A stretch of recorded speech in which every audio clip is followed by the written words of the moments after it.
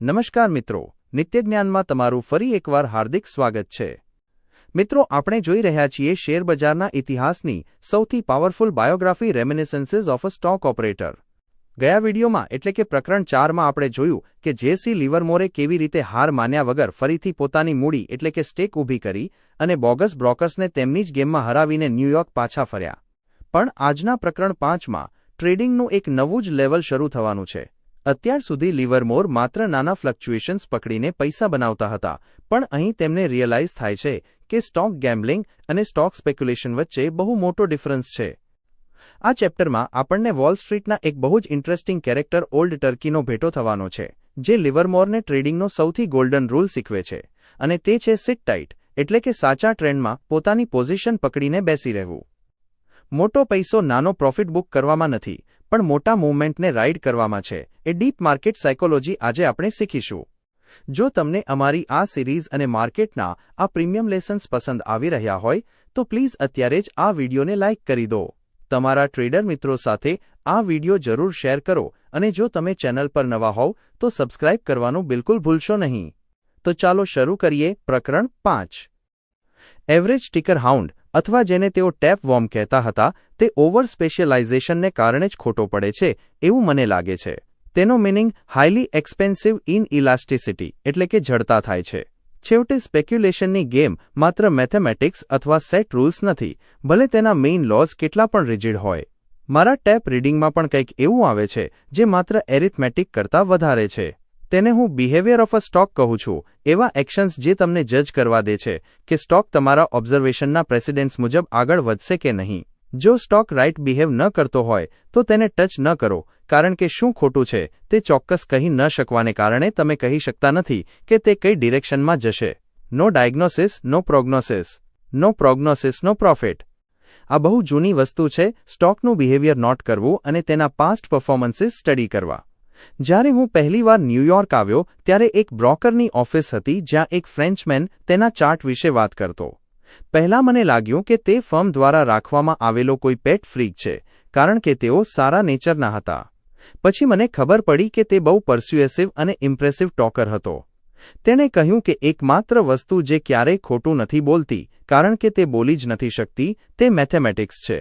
તેના કર્વ્સ એટલે કે વળાંકો દ્વારા તે માર્કેટ મૂવમેન્ટ્સ ફોરકાસ્ટ કરી શકતો, તે તેમને એનાલાઇઝ પણ કરી શકતો અને કહી શકતો, દાખલા તરીકે કીન એ તેના ફેમસ એચિઝન પ્રેફર્ડ બુલ મેનિપ્યુલેશનમાં કેમ રાઇટ થિંગ કર્યું અને પછી તે તેના સધન પેસિફિક પુલમાં કેમ ખોટો પડ્યો। અલગ અલગ સમયે કોઈને કોઈ પ્રોફેશનલ ટ્રેડરે તે ફ્રેન્ચમેનની સિસ્ટમ ટ્રાય કરી અને પછી લિવિંગ કમાવવા માટે તેમની જૂની અનસાયન્ટિફિક મેથડ્સ પર પાછા ગયા। તેમની હિટ ઓર મિસ સિસ્ટમ સસ્તી હતી, તેઓ એવું કહેતા। મેં સાંભળ્યું છે કે પેલા ફ્રેન્ચમેને કહ્યું હતું કે કીન એ એડમિટ કર્યું હતું કે ચાર્ટ 100% સાચો છે, પણ દાવો કર્યો કે એક્ટિવ માર્કેટમાં પ્રેક્ટિકલ યુઝ માટે આ મેથડ બહુ સ્લો હતી। પછી એક ઓફિસ હતી જ્યાં પ્રાઇસીસની ડેઇલી મૂવમેન્ટનો ચાર્ટ રાખવામાં આવતો। તે એક નજરમાં બતાવતો કે દરેક સ્ટોકે મહિનાઓ સુધી શું કર્યું છે, જનરલ માર્કેટ કર્વ સાથે ઇન્ડિવિજ્યુઅલ કર્વ્સ કમ્પેર કરીને, અને અમુક રૂલ્સ ધ્યાનમાં રાખીને કસ્ટમર્સ કહી શકતા કે જે સ્ટોક બાય કરવા માટે તેમને અનસાયન્ટિફિક ટીપ મળી છે, તે ખરેખર રાઇઝ માટે એન્ટાઇટલ્ડ છે કે નહીં। તેઓ ચાર્ટનો યુઝ એક કોમ્પ્લિમેન્ટરી ટિપ્સ્ટર તરીકે કરતા।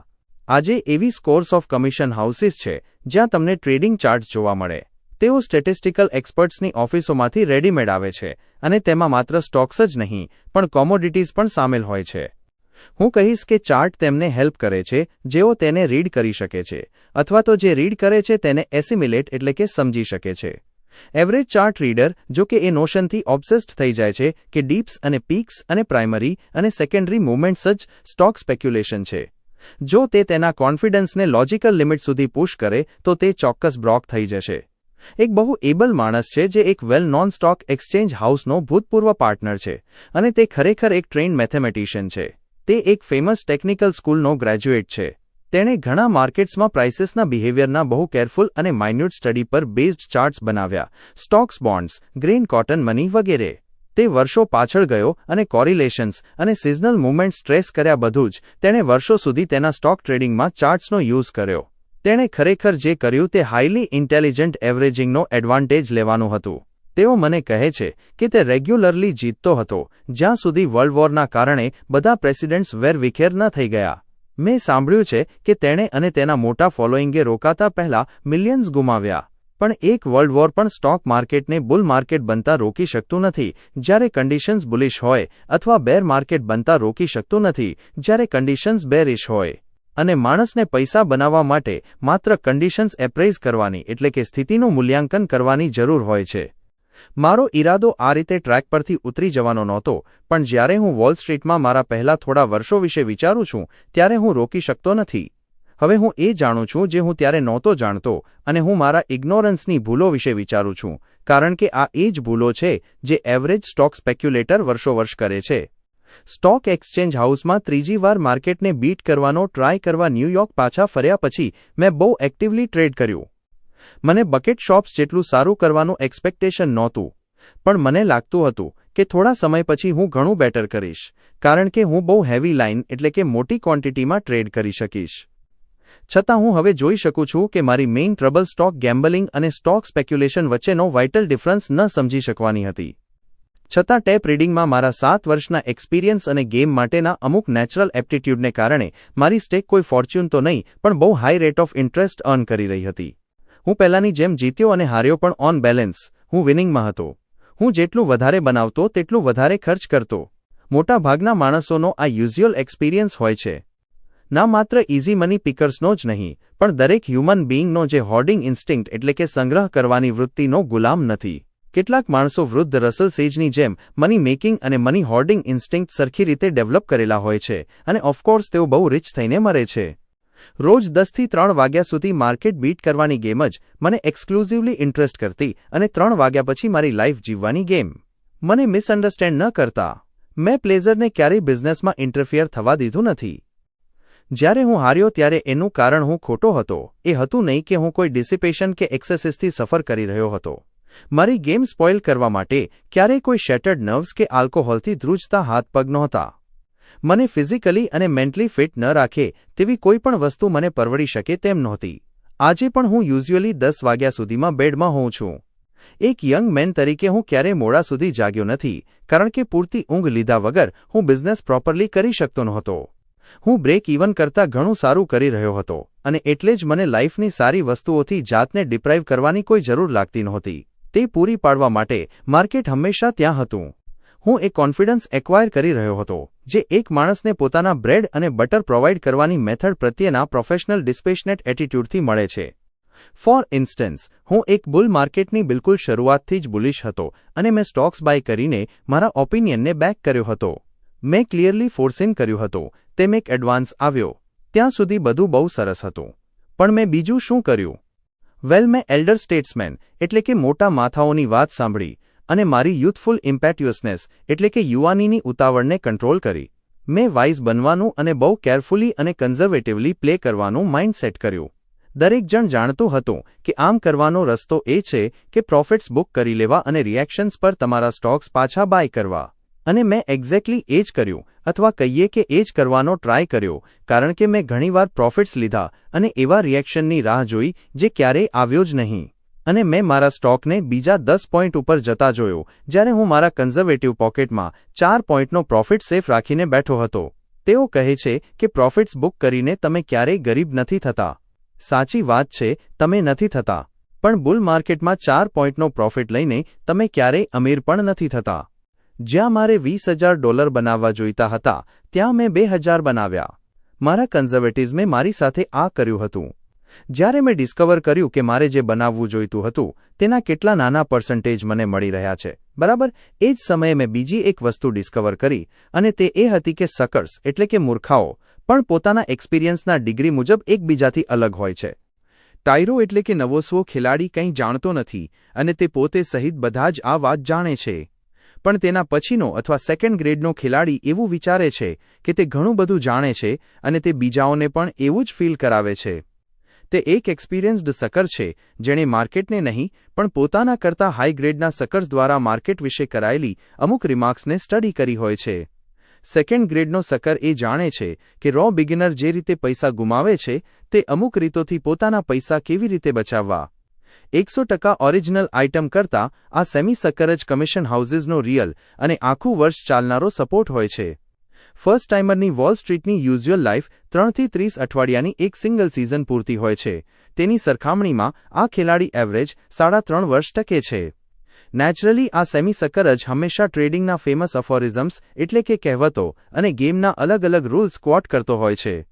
ઓલ્ડ સ્ટેજર્સના હોઠેથી પડેલા બધા જ ડોન્ટ્સ તે જાણતો હોય છે, માત્ર મેઇન રૂલને છોડીને જે છે, ડોન્ટ બી અ સક્કર એટલે કે મૂર્ખ ન બનો. આ સેમી સક્કર એવો ટાઈપ છે જે એવું વિચારે છે કે તેને ડહાપણની દાઢ આવી ગઈ છે કારણ કે તેને ડિક્લાઇન્સ પર બાય કરવાનું ગમે છે. તે તેની રાહ જુએ છે. તે પોતાના બાર્ગેન્સને એ રીતે મેઝર કરે છે કે સ્ટોક તેના ટોપથી કેટલા પોઈન્ટ નીચે વેચાઈ રહ્યો છે. મોટા બુલ માર્કેટ્સમાં એકદમ પ્લેન અને અનઅડલ્ટરેટેડ સક્કર, જેને રૂલ્સ અને પ્રેસિડેન્ટ્સનું બિલકુલ નોલેજ નથી હોતું, તે બ્લાઇન્ડલી બાય કરે છે કારણ કે તે બ્લાઇન્ડલી હોપ રાખે છે. જ્યાં સુધી કોઈ હેલ્ધી રિએક્શન એક જ ઝાટકે તેની પાસેથી બધું છીનવી ન લે ત્યાં સુધી તે સૌથી વધુ પૈસા બનાવે છે. પણ કેરફુલ માઇક ટાઈપનો સક્કર એ જ કરે છે જે મેં કર્યું હતું જ્યારે હું બીજાઓના ઇન્ટેલિજન્સ મુજબ ગેમ ઇન્ટેલિજન્ટલી પ્લે કરી રહ્યો હોવાનું વિચારતો હતો. હું જાણતો હતો કે મારે મારી બકેટ શોપવાળી મેથડ્સ ચેન્જ કરવાની જરૂર છે અને મને લાગતું હતું કે હું કોઈ પણ ચેન્જ કરીને મારો પ્રોબ્લેમ સોલ્વ કરી રહ્યો છું, ખાસ કરીને એવો ચેન્જ જે કસ્ટમર્સમાં રહેલા એક્સપિરિયન્સ ટ્રેડર્સ મુજબ હાઈ વેલ્યુ ધરાવતો હતો. મોટાભાગના આપણે તેમને કસ્ટમર્સ કહીએ એક સરખા હોય છે. તમને એવા બહુ ઓછા લોકો મળશે જેઓ સાચું કહી શકે કે વોલ સ્ટ્રીટ તેમનું દેવાદાર નથી. ફુલરટનની ઓફિસમાં યુઝ્યુઅલ ક્રાઉડ હતું, બધા જ ગ્રેડના. વેલ, ત્યાં એક ઓલ્ડ ચેપ હતો જે બીજાઓ જેવો નહોતો. પહેલી વાત તો એ કે તે ઉંમરમાં ઘણો મોટો હતો. બીજી વાત એ હતી કે તેણે ક્યારેય સામે ચાલીને કોઈ એડવાઇસ નહોતી આપી અને ક્યારેય પોતાના વિનિંગ્સની બડાઈ નહોતી મારી. તે બીજાઓને બહુ અટેન્ટિવલી સાંભળવામાં માસ્ટર હતો. તે ટિપ્સ મેળવવામાં બહુ કીન નહોતો દેખાતો, એટલે કે તેણે વાત કરનારાઓને ક્યારેય નહોતું પૂછ્યું કે તેમણે શું સાંભળ્યું છે અથવા તેઓ શું જાણે છે. પણ જ્યારે કોઈ તેને ટીપ આપતું ત્યારે તે હંમેશા તે ટિપ્સ્ટરનો બહુ પોલાઇટલી આભાર માનતો. ક્યારેક જ્યારે ટીપ સાચી પડતી ત્યારે તે ફરીથી ટિપ્સ્ટરનો આભાર માનતો. પણ જો તે ખોટી પડતી તો તે ક્યારેય ફરિયાદ ન કરતો, જેથી કોઈ કહી ન શકતું કે તેણે ટીપ ફોલો કરી હતી કે જવા દીધી હતી. ઓફિસમાં એવી વાત ફેમસ હતી કે આ ઓલ્ડ જીગર બહુ રીચ હતો અને બહુ મોટી લાઇન ટ્રેડ કરી શકતો હતો. પણ તે કમિશનના રૂપમાં ફર્મને બહુ મોટું ડોનેશન નહોતો આપી રહ્યો. ઓછામાં ઓછું કોઈ જોઈ શકે તેવું તો નહીં જ. તેનું નામ પાર્ટ્રીજ હતું, પણ તેઓ તેની પાછળ તેને ટર્કી કહીને બોલાવતા કારણ કે તેની છાતી બહુ પહોળી હતી અને તેને અલગ અલગ રૂમ્સમાં પોતાની દાઢી છાતી પર રાખીને ફરવાની હેબિટ હતી. કસ્ટમર્સ જેઓ હંમેશા કંઈક કરવા માટે કોઈનો ધક્કો કે ફોર્સ ઈચ્છતા હોય છે જેથી ફેલિયરનો બ્લેમ બીજાઓ પર નાખી શકાય, તેઓ ઓલ્ડ પાર્ટ્રીજ પાસે જતા અને તેને કહેતા કે કોઈ ઇન્સાઇડરના ફ્રેન્ડના ફ્રેન્ડે તેમને કોઈ પર્ટિક્યુલર સ્ટોકમાં શું કરવાની એડવાઇસ આપી છે. તેઓ તેને કહેતા કે તેમણે ટીપ સાથે શું નથી કર્યું, જેથી તે તેમને કહી શકે કે તેમણે ખરેખર શું કરવું જોઈએ. પણ તેમની ટીપ બાય કરવાની હોય કે સેલ કરવાની, પેલા ઓલ્ડ ચેપનો આન્સર હંમેશા એક જ રહેતો. કસ્ટમર પોતાની કન્ફ્યુઝનની વાર્તા પૂરી કરતો અને પછી પૂછતો, મને શું લાગે છે, મારે શું કરવું જોઈએ? ઓલ્ડ ટર્કી પોતાનું માથું એક તરફ નમાવતો, પોતાના સાથી કસ્ટમર સામે એક ફાધરલી સ્માઇલ સાથે જોતો અને ફાઇનલી તે બહુ ઇમ્પ્રેસિવલી કહેતો, you know it's a bull market. તમને ખબર છે ને, આ બુલ માર્કેટ છે. મેં તેને વારંવાર કહેતા સાંભળ્યો, well, this is a bull market you know. જાણે કે તે તમને $1 મિલિયન એક્સિડન્ટ ઇન્સ્યોરન્સ પોલિસીમાં વીંટાળીને કોઈ પ્રાઇસલેસ તાવીજ આપી રહ્યો હોય. અને ઓફકોર્સ હું તેનો મિનિંગ સમજ્યો નહોતો. એક દિવસ એલ્મર હાર્વુડ નામનો ફેલો ઓફિસમાં દોડી આવ્યો, એક ઓર્ડર લખ્યો અને ક્લાર્કને આપ્યો.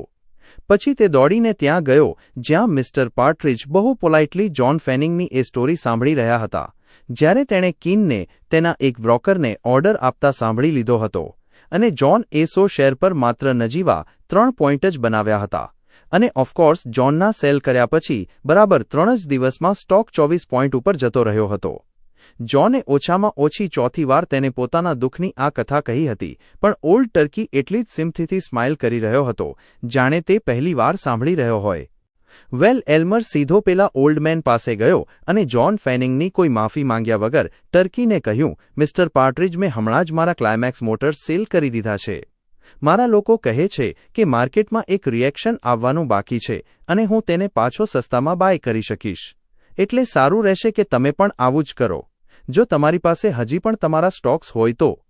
એલ્મર એ સસ્પિશિયસલી એ માણસ સામે જોયું જેને તેણે બાય કરવા માટે ઓરિજિનલ ટીપ આપી હતી. એમેચ્યોર એટલે કે નવોસ્વો અથવા મફતની ટીપ આપનાર હંમેશા એવું જ વિચારે છે કે તે ટીપ લેનારની બોડી અને સોલ બંનેનો માલિક છે, ભલે તેને પોતાને ખબર ન હોય કે ટીપનું રિઝલ્ટ શું આવશે. યસ, મિસ્ટર હાર્વુડ, મારી પાસે હજુ પણ તે છે. ઓફકોર્સ, ટર્કી એ બહુ આભારપૂર્વક કહ્યું. એ એલ્મરની સારી વાત હતી કે તેણે પેલા ઓલ્ડ ચેપ વિશે વિચાર્યું. વેલ, હવે તમારા પ્રોફિટ બુક કરવાનો અને નેક્સ્ટ ડીપ પર ફરીથી એન્ટર થવાનો ટાઈમ આવી ગયો છે. એલ્મર એ એવી રીતે કહ્યું જાણે તેણે હમણાં જ પેલા ઓલ્ડ મેન માટે ડિપોઝિટ સ્લિપ બનાવી હોય. બેનિફિશિયરીના ફેસ પર એન્થુઝિયાસ્ટિક ગ્રેટિટ્યુડ એટલે કે ઉત્સાહિત આભાર ન જોઈ શકવાને કારણે એલ્મર આગળ બોલ્યો, મેં મારો એક શેર સેલ કરી દીધો છે. તેના વોઇસ અને મેનર પરથી તમે કન્ઝર્વેટિવલી એવો અંદાજ લગાવી શકો કે તેણે 10,000 શેર વેચ્યા હશે. પણ મિસ્ટર પાર્ટ્રીજે રિગ્રેટફુલી પોતાનું માથું હલાવ્યું અને રડમસ અવાજે કહ્યું, નો, હું એવું ન કરી શકું. શું? એલ્મર એ બૂમ પાડી. હું બિલકુલ ન કરી શકું, મિસ્ટર પાર્ટ્રીજ એ કહ્યું. તે બહુ મોટી મુશ્કેલીમાં હતા.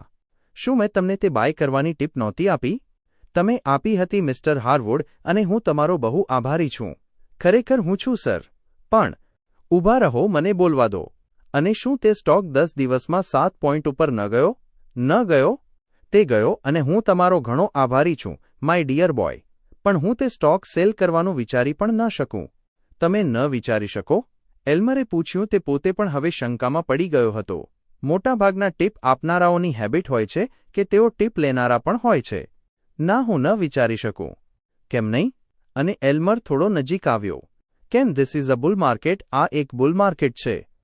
પેલા ઓલ્ડ ફેલોએ એવું કહ્યું જાણે તેણે કોઈ બહુ લાંબુ અને ડિટેલ્ડ એક્સપ્લેનેશન આપી દીધું હોય. એ બધું બરાબર છે, એલ્મરે પોતાની નિરાશાને કારણે ગુસ્સે થતાં કહ્યું. હું પણ તમારી જેટલું જ જાણું છું કે આ બુલ માર્કેટ છે, પણ તમારા માટે એ જ સારું રહેશે કે તમે તમારો સ્ટોક કાઢી નાખો અને રિએક્શન પર તેને પાછો બાય કરી લો. એ રીતે તમે તમારી કોસ્ટ પણ ઘટાડી શકશો. માય ડિયર બોય, ઓલ્ડ પાર્ટ્રીજ એ બહુ દુઃખી થતાં કહ્યું, માય ડિયર બોય, જો હું અત્યારે એ સ્ટોક સેલ કરી દઉં તો હું મારી પોઝિશન લૂઝ કરી બેસીશ અને પછી હું ક્યાં હોઈશ? એલ્મર હાર્વુડે પોતાના હાથ ઊંચા કરી દીધા, માથું હલાવ્યું અને સિમ્પથી મેળવવા મારી પાસે આવ્યો. શું તમે આ માની શકો? તેણે મને ધીમા અવાજે પૂછ્યું. હું તમને પૂછું છું. હું કશું જ ન બોલ્યો. એટલે તે આગળ બોલ્યો, મેં તેને ક્લાઇમેક્સ મોટર્સ પર ટીપ આપી. તે 500 શેર બાય કરે છે. તેને 7 પોઈન્ટનો પ્રોફિટ મળી રહ્યો છે અને હું તેને એક્ઝિટ થવાની અને રિએક્શન પર પાછા બાય કરવાની એડવાઇસ આપું છું, જે રિએક્શન અત્યારે ઓવરડ્યુ છે. અને જ્યારે હું તેને કહું છું ત્યારે તે શું કહે છે? તે કહે છે કે જો તે સેલ કરશે તો તે પોતાની જોબ લૂઝ કરી દેશે. તમારું આના વિશે શું કહેવું છે? મેં મારા પ્લેમાં જે પહેલો ચેન્જ કર્યો તે ટાઈમિંગ બાબતે હતો. હું સ્યોર થિંગ આવવાની અને પછી તેમાંથી 1 યા 2 પોઈન્ટ લેવાની વેઇટ ન કરી શકતો, જેવું હું બકેટ શોપ્સમાં કરી શકતો. જો મારે ફુલરટનની ઓફિસમાં મૂવ પકડવો હોય તો મારે ઘણું વહેલું સ્ટાર્ટ કરવું પડતું. બીજા વર્ડ્સમાં મારે એ સ્ટડી કરવું પડતું કે શું થવાનું છે, સ્ટોક મૂવમેન્ટ્સ એન્ટિસિપેટ કરવી પડતી. આ બહુ કોમન પ્લેસ લાગે છે, પણ તમે જાણો છો મારો મિનિંગ શું છે? ગેમ પ્રત્યેના મારા પોતાના એટીટ્યૂડમાં આવેલો આ ચેન્જ મારા માટે સુપ્રીમ ઇમ્પોર્ટન્સ ધરાવતો હતો. તેણે મને ધીમે ધીમે ફ્લક્ચ્યુએશન્સ પર બેટિંગ કરવા અને ઇનએવિટેબલ એડવાન્સીસ અને ડિક્લાઇન્સ એન્ટિસિપેટ કરવા વચ્ચેનો એસેન્શિયલ ડિફરન્સ શીખવ્યો. ગેમ્બલિંગ અને સ્પેક્યુલેટિંગ વચ્ચેનો ડિફરન્સ. માર્કેટના મારા સ્ટડીઝમાં મારે 1 કલાક કરતાં વધારે પાછળ જવું પડતું, જે હું દુનિયાની સૌથી મોટી બકેટ શોપમાં પણ ક્યારેય શીખી શક્યો ન હોત. મેં ટ્રેડ રિપોર્ટ્સ અને રેલરોડ અર્નિંગ્સ અને ફાઇનાન્શિયલ અને કોમર્શિયલ સ્ટેટિસ્ટિક્સમાં મારો ઇન્ટરેસ્ટ જગાડ્યો. ઓફકોર્સ મને હેવી ટ્રેડ કરવાનું બહુ ગમતું અને તેઓ મને બોય પ્લન્જર કહેતા, પણ મને મૂવ સ્ટડી કરવાનું પણ ગમતું. મેં ક્યારેય એવું નથી વિચાર્યું કે કોઈ પણ કામ કંટાળાજનક છે જો તે મને વધુ ઇન્ટેલિજન્ટલી ટ્રેડ કરવામાં હેલ્પ કરતું હોય. હું કોઈ પ્રોબ્લેમ સોલ્વ કરું તે પહેલાં મારે તેને મારી જાત સામે સ્ટેટ કરવો પડે છે. જ્યારે મને લાગે કે મેં સોલ્યુશન શોધી લીધું છે ત્યારે મારે પ્રૂવ કરવું પડે છે કે હું રાઇટ છું. અને મને તે પ્રૂવ કરવાનો એક જ રસ્તો ખબર છે અને તે છે મારા પોતાના પૈસાથી. મારું પ્રોગ્રેસ અત્યારે ભલે સ્લો લાગતું હોય, પણ હું ધારું છું કે હું બની શકે તેટલું ફાસ્ટ શીખ્યો એ ધ્યાનમાં રાખીને કે હું ઓન બેલેન્સ પૈસા બનાવી રહ્યો હતો.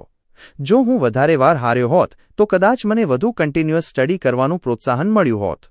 ચોક્કસ મને સ્પોટ કરવા માટે વધારે ભૂલો મળી હોત, પણ મને હારવાની એક્ઝેક્ટ વેલ્યુની ખાતરી નથી, કારણ કે જો હું વધારે હાર્યો હોત તો ટ્રેડિંગની મારી મેથડ્સમાં ઇમ્પ્રુવમેન્ટ્સ ટેસ્ટ કરવા માટે મારી પાસે પૈસા જ ન હોત. ફુલેટનની ઓફિસમાં મારા વિનિંગ પ્લે સ્ટડી કરતાં મેં ડિસ્કવર કર્યું કે જોકે હું માર્કેટ પર ઘણીવાર 100% રાઇટ હતો, એટલે કે કન્ડિશન્સ અને જનરલ ટ્રેન્ડના મારા ડાયગ્નોસિસમાં હું એટલા પૈસા નહોતો બનાવતો જેટલા માટે મારી માર્કેટ રાઇટનેસ એન્ટાઇટલ્ડ હતી. હું કેમ નહોતો બનાવતો? ડિફીટ જેટલું જ પાર્શિયલ વિક્ટરીમાંથી પણ ઘણું શીખવાનું હતું. પરંતુ કોસ્મોપોલિટન ન્યૂ ઇંગ્લેન્ડમાં ટોપ પર હતી. તેની પાસે હજારો ક્લાયન્ટ્સ હતા અને મને પાક્કું લાગે છે કે હું એકમાત્ર એવો માણસ હતો જેનાથી તેઓ ફફડતા હતા. ન તો પેલું જીવલેણ પ્રીમિયમ કે ન તો 3 પોઈન્ટનું માર્જિન જે તેમણે મારા પર ઠોકી બેસાડ્યું હતું, તેનાથી મારું ટ્રેડિંગ વોલ્યુમ ઘટ્યું. તેઓ મને જેટલી લિમિટ આપતા તેટલું હું લેવાલ વેચવાલ ચાલુ જ રાખતો. ક્યારેક મારી 5000 શેરની પોઝિશન પણ ઊભી રહેતી. હવે જે દિવસે આ કાંડ થયો જે હું તમને કહેવા જઈ રહ્યો છું, ત્યારે હું શુગર સ્ટોકમાં 3500 શેર શોર્ટ હતો, મંદીમાં હતો. મારી પાસે 500 શેરની એક એવી 7 મોટી ગુલાબી ટિકિટો હતી. કોસ્મોપોલિટન મોટી સ્લિપ વાપરતું જેમાં બ્લેન્ક સ્પેસ રહેતી જેથી તેઓ એડિશનલ માર્જિન લખી શકે. અલબત્ત બકેટ શોપ્સ ક્યારેય વધારે માર્જિન માંગતી નથી. તમારી મૂડી જેટલી ઓછી તેટલું તેમના માટે સારું, કારણ કે તેમનો પ્રોફિટ તમારા એકાઉન્ટ ધોવાઈ જવામાં જ હોય છે. નાની શોપ્સમાં જો તમારે તમારા ટ્રેડમાં વધુ માર્જિન એડ કરવું હોય તો તેઓ નવી ટિકિટ ફાડતા જેથી તેઓ તમારી પાસેથી બાઇંગ કમિશન વસૂલી શકે અને દરેક પોઈન્ટના ઘટાડા પર તમને માત્ર 0.5 પોઈન્ટનો જ રન આપે, કારણ કે તેઓ સેલિંગ કમિશન પણ ગણતા જાણે કે તે નવો ટ્રેડ હોય. સારું, મને યાદ છે કે તે દિવસે મારી પાસે માર્જિનમાં $10,000થી વધુનું ફંડ પડ્યું હતું. હું જ્યારે માત્ર 20 વર્ષનો હતો ત્યારે મેં પહેલીવાર $10,000 રોકડા ભેગા કર્યા હતા. તમારે મારી મધરને સાંભળવી જોઈતી હતી. તમને લાગ્યું હોત કે $10,000 રોકડા એટલે જાણે ઘરડા જોન ડી. રોકફેલર સિવાય કોઈની પાસે ન હોય તેવી રકમ, અને તે મને કહેતી કે હવે બસ કર અને કોઈ રેગ્યુલર બિઝનેસ કર. મને તેમને સમજાવવામાં બહુ તકલીફ પડતી કે હું સટ્ટો નથી રમી રહ્યો, પણ ગણતરી કરીને પૈસા છાપી રહ્યો છું. પણ તેમને માત્ર એ જ દેખાતું કે $10,000 એટલે બહુ મોટી રકમ, અને મને માત્ર એ જ દેખાતું કે આ વધુ લેવરેજ છે. મેં શુગર સ્ટોકના મારા 3500 શેર 105 પર શોર્ટ કર્યા હતા. રૂમમાં હેનરી વિલિયમ્સ નામનો બીજો એક ખેલાડી હતો જે 2500 શેર શોર્ટ હતો. હું ટીકર પાસે બેસતો અને બોર્ડ બોય માટે ભાવો બોલતો. પ્રાઇસ મારી ગણતરી મુજબ જ મૂવ થઈ રહી હતી. તેણે તરત જ 2 પોઈન્ટનો ડીપ માર્યો અને બીજો ક્રેક આવતા પહેલા શ્વાસ લેવા માટે થોડું કોન્સોલિડેટ થયું. ઓવરઓલ માર્કેટ ઘણું નરમ હતું અને બધું મંદીવાળાના ફેવરમાં લાગતું હતું. પછી અચાનક મને શુગર સ્ટોક જે રીતે અટક્યો તે ગમ્યું નહીં. મને રિસ્કી લાગવા માંડ્યું. મને થયું કે મારે માર્કેટમાંથી પોઝિશન કાપી નાખવી જોઈએ. પછી તે 103 પર વેચાયો જે દિવસનો લો હતો, પણ વધુ કોન્ફિડન્ટ ફીલ કરવાને બદલે હું વધુ ડાઉટમાં આવી ગયો. હું જાણતો હતો કે ક્યાંક લોચો છે, પણ હું ચોક્કસ પકડી શકતો નહોતો. પણ જો કંઈક આવવાનું હોય અને મને ખબર ન હોય કે ક્યાંથી, તો હું તેની સામે હેજિંગ કરી શકું નહીં. આવી સ્થિતિમાં મારે માર્કેટમાંથી બહાર નીકળી જવું વધુ સેફ હતું. તમે જાણો છો, હું આંધળું ક્યાં કરતો નથી. મને તે ગમતું નથી. મેં ક્યારેય કર્યું નથી. નાનો હતો ત્યારે પણ મારે જાણવું પડતું કે મારે અમુક વસ્તુઓ શા માટે કરવી જોઈએ. પણ આ વખતે મારી પાસે મારી જાતને આપવા માટે કોઈ સોલિડ રીઝન નહોતું, છતાં હું એટલો બેચેન હતો કે હું તે સહન કરી શક્યો નહીં. મેં ડેવ વાયમેન નામના એક મિત્રને બોલાવ્યો અને તેને કહ્યું કે ડેવ, તું અહીં મારી જગ્યા લે. મારે તારું એક કામ છે. શુગર સ્ટોકનો નેક્સ્ટ ભાવ બોલતા પહેલા થોડી રાહ જોજે, બરાબર? તેણે કહ્યું ભલે, અને હું ઊભો થયો અને તેને ટીકર પાસે મારી જગ્યા આપી જેથી તે બોય માટે પ્રાઇસ બોલી શકે. મેં મારા ખિસ્સામાંથી શુગર સ્ટોકની 7 ટિકિટો કાઢી અને કાઉન્ટર તરફ ચાલ્યો જ્યાં ક્લર્ક ઊભો હતો જે તમે સોદો કાપો ત્યારે ટિકિટો માર્ક કરતો હતો. પણ મને ખરેખર ખબર નહોતી કે મારે માર્કેટમાંથી કેમ નીકળી જવું જોઈએ, તેથી હું ત્યાં જ ઊભો રહ્યો, કાઉન્ટરને અઢેલીને મારા હાથમાં ટિકિટો એવી રીતે પકડી રાખી કે ક્લર્ક તેને જોઈ ન શકે. થોડી જ વારમાં મેં ટેલિગ્રાફ મશીનનું ક્લિકિંગ સાંભળ્યું અને મેં જોયું કે ટોમ બર્નહામ, જે ક્લર્ક હતો, તેણે ઝડપથી માથું ફેરવ્યું અને કાન માંડ્યા. પછી મને લાગ્યું કે કંઈક ઓપરેટર ગેમ રમાઈ રહી છે અને મેં નક્કી કર્યું કે હવે રાહ જોવી નથી. બરાબર ત્યારે જ ટીકર પાસે ડેવ વાયમેને શરૂ કર્યું શું અને વીજળીની ઝડપે મેં મારી ટિકિટો ક્લર્કની સામે કાઉન્ટર પર પછાડી અને બૂમ પાડી કે શુગર સ્ટોક કાપી નાખ. ડેવ ભાવ બોલવાનું પૂરું કરે તે પહેલા તેથી હાઉસને મારું શુગર સ્ટોક છેલ્લા ભાવે કાપવું પડ્યું. ડેવે જે ભાવ બોલ્યો તે ફરીથી 103 નીકળ્યો. મારા ચાર્ટ મુજબ શુગર સ્ટોક અત્યાર સુધીમાં 103 તોડી નાખવો જોઈતો હતો. મોમેન્ટમ બરાબર નહોતો. મને ગટ ફિલિંગ હતી કે આસપાસમાં કોઈ ટ્રેપ ગોઠવાઈ છે. જે પણ હોય, હવે ટેલિગ્રાફ મશીન ગાંડાની જેમ વાગી રહ્યું હતું અને મેં નોટિસ કર્યું કે ટોમ બર્નહામ, ક્લર્ક, મારી ટિકિટો માર્ક કર્યા વગર ત્યાં જ છોડી દીધી હતી અને ક્લિકિંગ સાંભળી રહ્યો હતો, જાણે કોઈ મોટા ઓર્ડરની રાહ જોતો હોય. તેથી મેં તેના પર બૂમ પાડી કે હે ટોમ, તું શેની રાહ જુએ છે? આ ટિકિટો પર 103 ભાવ લખીને ક્લોઝ કર. જલ્દી કર. રૂમમાં બધાએ મને સાંભળ્યો અને અમારી તરફ જોવા લાગ્યા અને પૂછવા લાગ્યા કે શું મેટર છે, કારણ કે જુઓ, કોસ્મોપોલિટન ક્યારેય ડિફોલ્ટ નહોતું થયું, પણ કંઈ કહેવાય નહીં, અને બકેટ શોપ પર પેનિક બેંક રનની જેમ ફેલાઈ શકે છે. જો એક કસ્ટમરને શંકા જાય તો બીજા તેને ફોલો કરે છે. તેથી ટોમ થોડો અકળાયો, પણ પાસે આવ્યો અને મારી ટિકિટો પર ક્લોઝડ એટ 103 માર્ક કર્યું અને તે સાતેય ટિકિટો મારી તરફ સરકાવી દીધી. તેનો ચહેરો પડી ગયો હતો. જુઓ, ટોમની જગ્યાથી કેશિયરના ટેબલ સુધીનું અંતર 8 ફૂટથી વધારે નહોતું. પણ હું મારા પૈસા લેવા કેશિયર સુધી પહોંચ્યો પણ નહોતો ત્યાં જ ટીકર પાસે ડેવ વાયમેન એક્સાઇટેડ થઈને બૂમ પાડી કે અરે બાપ રે, શુગર સ્ટોક 108. પણ હવે બહુ મોડું થઈ ગયું હતું, એટલે હું ફક્ત હસ્યો અને ટોમને કહ્યું કે આ વખતે તમારી ગેમ ઊંધી પડી દોસ્ત, હે ને? અલબત્ત, આ એક મેન્યુપ્યુલેશન હતું. હેનરી વિલિયમ્સ અને હું બંને મળીને શુગર સ્ટોકના 6000 શેર શોર્ટ સેલ કરીને બેઠા હતા. તે બકેટ શોપ પાસે મારું અને હેનરીનું માર્જિન જમા હતું અને ઓફિસમાં બીજા ઘણા શુગર સ્ટોક મંદીવાળા હોઈ શકે, કદાચ કુલ મળીને 8 કે 10,000 શેર. ધારો કે તેમની પાસે શુગર સ્ટોક માર્જિનમાં $20,000 પડ્યા હતા. ન્યૂયોર્ક સ્ટોક એક્સચેન્જ પર ભાવ સાથે ચેડા કરીને અમને સાફ કરી દેવા માટે આ રકમ બકેટ શોપ માટે પૂરતી હતી. જૂના દિવસોમાં જ્યારે પણ કોઈ બકેટ શોપને લાગતું કે કોઈ ચોક્કસ સ્ટોકમાં બહુ બધા તેજીવાળા ભરાઈ ગયા છે, ત્યારે તે ચોક્કસ સ્ટોકના ભાવને તોડી પાડવા માટે કોઈ બ્રોકર પાસે વોશ સેલિંગ કરાવતા, જેથી જે કસ્ટમર્સ લોંગ હતા તે બધાના સ્ટોપ લોસ હિટ થઈ જાય.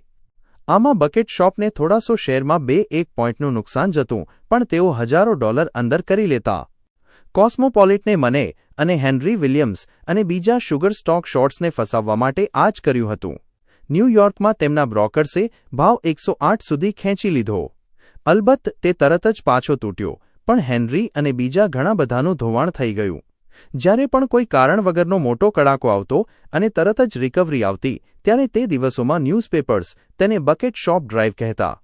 અને સૌથી જોરદાર વાત એ હતી કે કોસ્મોપોલિટનવાળાએ મને ટોપી પહેરાવવાનો પ્રયાસ કર્યો. તેના 10 દિવસ પછી જ એક ન્યૂયોર્ક ઓપરેટરે તેમને $70,000થી વધુનો ચૂનો ચોપડ્યો. આ માણસ જે તેના સમયમાં માર્કેટમાં એક મોટું માથું હતો અને ન્યૂયોર્ક સ્ટોક એક્સચેન્જનો મેમ્બર હતો, તેણે 96ના બ્રાયન પેનિક દરમિયાન મંદીના ખેલાડી તરીકે મોટું નામ કમાયું હતું. તે હંમેશા સ્ટોક એક્સચેન્જના નિયમો તોડતો રહેતો, જે તેને તેના બીજા મેમ્બર્સના ભોગે અમુક ગેમ પ્લાન પાર પાડતા રોકતા હતા. એક દિવસ તેણે વિચાર્યું કે જો તે દેશભરની બકેટ શોપ્સમાંથી તેમની કાળી કમાણીનો થોડો ભાગ સેરવી લે તો એક્સચેન્જ કે પોલીસ કોઈ ફરિયાદ કરશે નહીં. હું જે કિસ્સાની વાત કરું છું તેમાં તેણે 35 માણસોને કસ્ટમર તરીકે મોકલ્યા. તેઓ હેડ ઓફિસ અને મોટી બ્રાન્ચીસમાં ગયા. એક ચોક્કસ દિવસે અને ફિક્સ કરેલા ટાઈમે એજન્ટોએ મેનેજર્સ જેટલી લિમિટ આપે તેટલા એક ચોક્કસ સ્ટોક ઉપાડી લીધા. તેમને ઓર્ડર હતો કે ચોક્કસ પ્રોફિટ મળે એટલે માલ કાપી નાખવો.